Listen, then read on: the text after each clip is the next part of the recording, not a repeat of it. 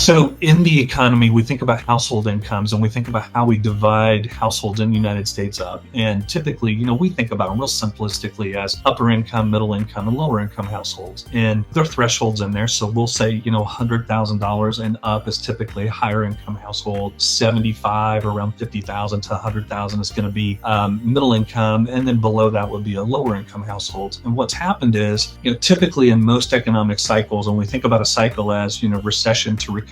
And in those cycles, what we would do is we would normally see most households, most corporations all recover at the same rate. But once in a while, we get a very rare recovery. And instead of a V-shaped recovery, it's a K-shaped recovery. And this is one of those times. The last time we went through one of these, Samantha, was in 1979, 1980, 1981, and they're typically inflation driven. So the pandemic, we had heavy inflation as we were spending and we were consuming, and we had global supply chain problems and pressures, and so it made product prices surge. And when that happened, we started to lose what we call the bottom end of the K. So households making less than $75,000 a year were not seeing their wages grow faster than inflation. So every month they fell further and further behind. The upper end of the K, though, is where all of our growth has been for the last 4 years. That's what's been driving the freight volumes that we have had. It's been driving retail spending. It's been driving automotive. It's been driving everything you can think of across the economy. And so that's why we could scratch our heads. We talk to auto dealers and they'll say, hey, the Ferraris and the BMWs are flying off the shelf, but I can't sell some of my entry level vehicles right now. And it's been scratching your head as to why that is. And it's because of that K-shaped recovery. What we're watching for in 2026, one of those demand drivers is